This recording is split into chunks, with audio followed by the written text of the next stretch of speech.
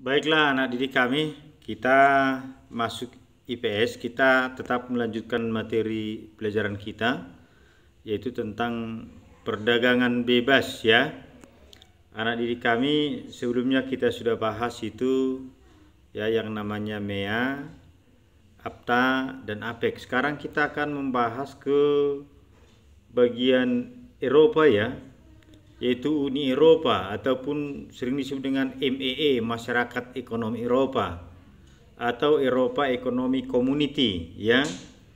Anak didik kami, sedikit Bapak jelaskan tentang latar belakang berdirinya Masyarakat Ekonomi Eropa atau Eropa Economic Community. Ini adalah terjadi akibat dari dampak Perang Dunia Kedua, di mana negara-negara Eropa mengalami kemiskinan, krisis dan perpecahan.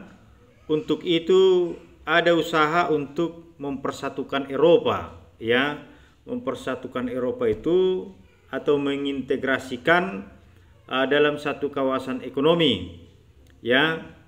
Ini disponsori oleh negara besar seperti negara Prancis dan Jerman Barat, kemudian diikuti nanti oleh negara-negara yang ada di Eropa.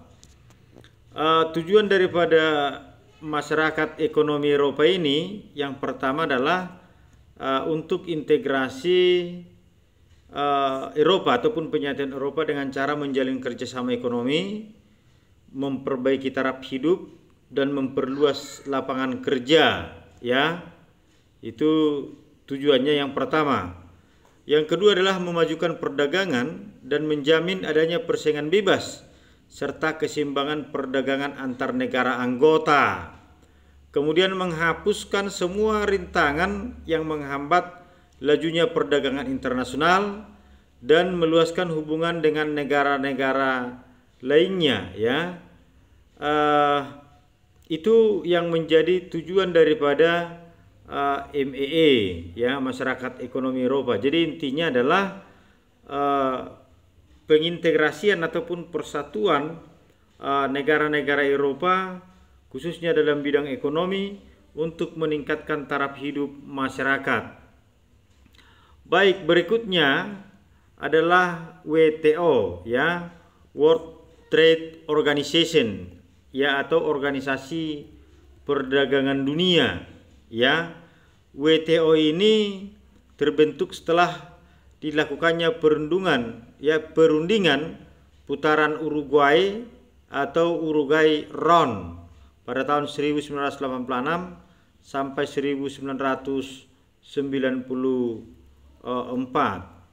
Adapun tujuan daripada WTO ini ataupun perdagangan dunia ini, itu yang pertama adalah meningkatkan kesejahteraan negara-negara anggota ya.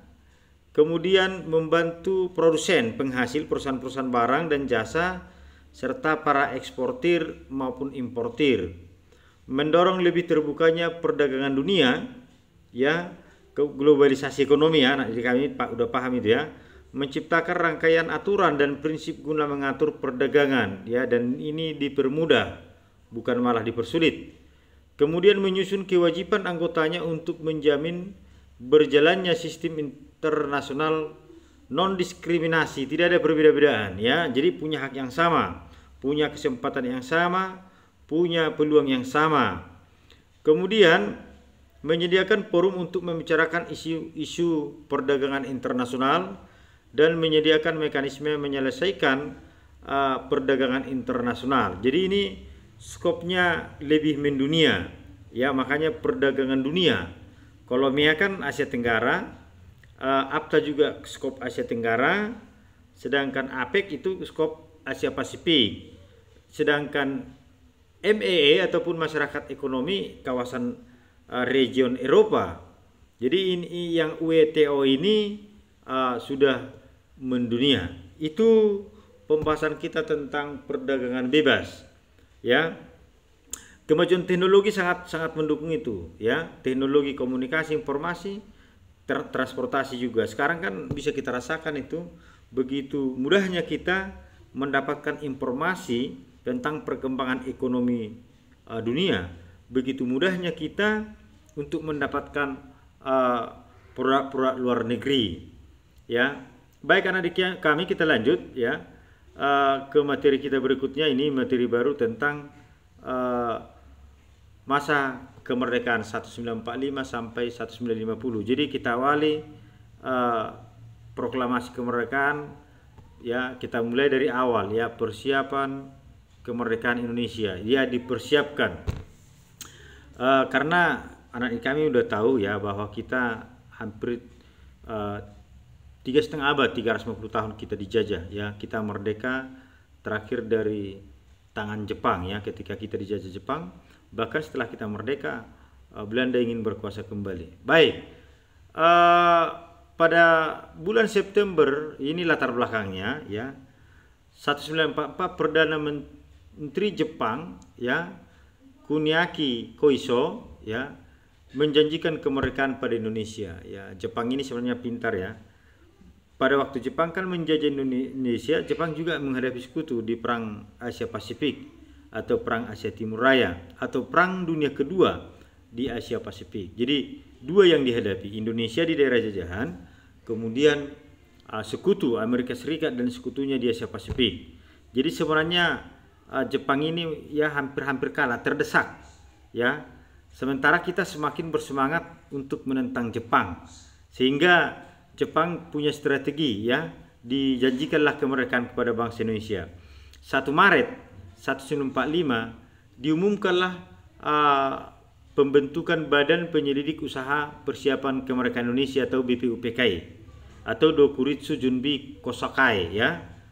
Untuk apa? Untuk mempersiapkan kemerdekaan itu ya, sehingga rakyat Indonesia yakin akan janji-janji Jepang itu ya.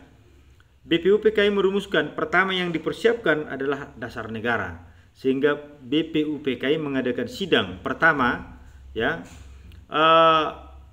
Sidang pertamanya tanggal 29 Mei ya sampai 1 Juni 1945 membahas dasar negara.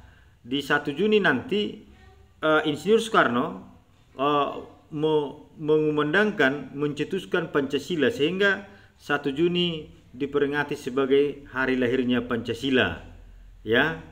Kemudian ada 3 dalam sidang itu tokoh yang merumuskan dasar negara. Pertama ya, yang pertama itu adalah Mr. Muhammad Yamin, Mr. Supomo dan Insinyur Soekarno ya. Di tanggal 29 Mei 1945 Muhammad Yamin merumuskan ya dasar negara. Ada peri kebangsaan, peri kemanusiaan, peri ketuhanan, peri kerakyatan, kesejahteraan rakyat.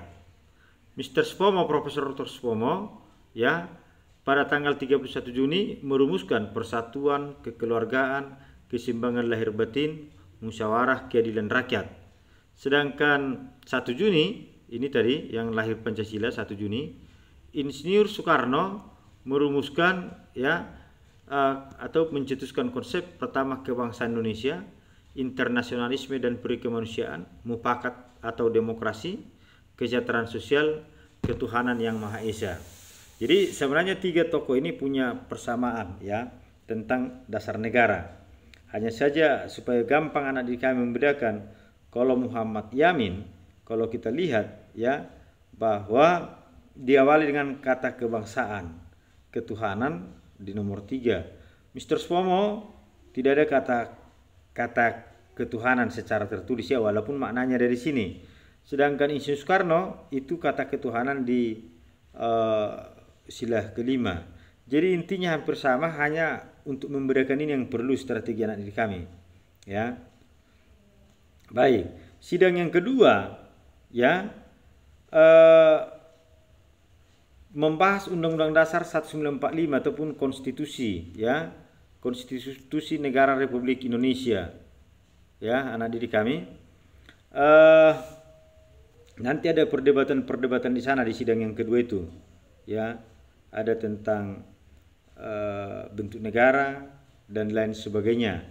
Kemudian setelah BPUPKI melaksanakan sidang ya, dibentuk lagi yang namanya Panitia Persiapan Kemerdekaan Indonesia atau PPKI, Dokuritsu Junbi Inkai ya.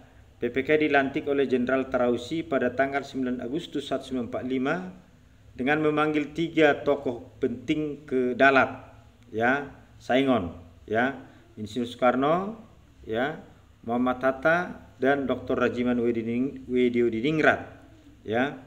Ya, itu pengukuhan daripada pengurus, ya, PPKI. Baik. Selanjutnya peristiwa Rengas Dengklok, ya. Ini terjadi karena ada perbedaan pendapat antara golongan muda dan golongan tua tentang pelaksanaan proklamasi. Ini sudah masuk soal ini. Apa yang melatar belakangi terjadinya peristiwa Rengas Dengklok? Sekali lagi, karena terjadi perbedaan pendapat ataupun persepsi antara golongan muda dan golongan tua tentang kapan, tentang waktu, ya, pelaksanaan proklamasi. Karena golongan tua, ya, selalu mengatakan, ya, proklamasi kita bicarakan dengan PPKI. Sementara golongan muda mengatakan segera, karena golongan muda tahu bahwa Jepang sudah diambang kekalahan. Bahkan Jepang di 14 Agustus sudah menyerah kepada sekutu, sehingga peristiwa Rengas Dengklok ini terjadi 1 hari sebelum proklamasi, ya, 16 Agustus 1945. Insinyur Soekarno, Dr. Anus Muhammad Hatta diasingkan, ya, disingkirkan dari Jakarta ke kota Rengas Dengklok supaya tidak terpengaruh oleh Jepang dan segera melaksanakan proklamasi. Ya, dan puji Tuhan tanggal 16 Agustus malam golongan tua mau akan segera melaksanakan proklamasi. Akhirnya mereka kembali ke Jakarta, dirumuskanlah proklamasi. Boleh nanti dibaca nanti kami di kediaman orang Jepang, ya, Laksamana Muda Tadashi Maeda, ya, supaya tidak ketahuan. Dengan tim perumus yang pertama, ya, Insinyur Soekarno, Dr. Anus Muhammad Hatta dan Mr. Ahmad Subarjo, ya. Kemudian teks proklamasi itu diketik Sayyidu Melik dan bendera dijahit oleh Fatmawati.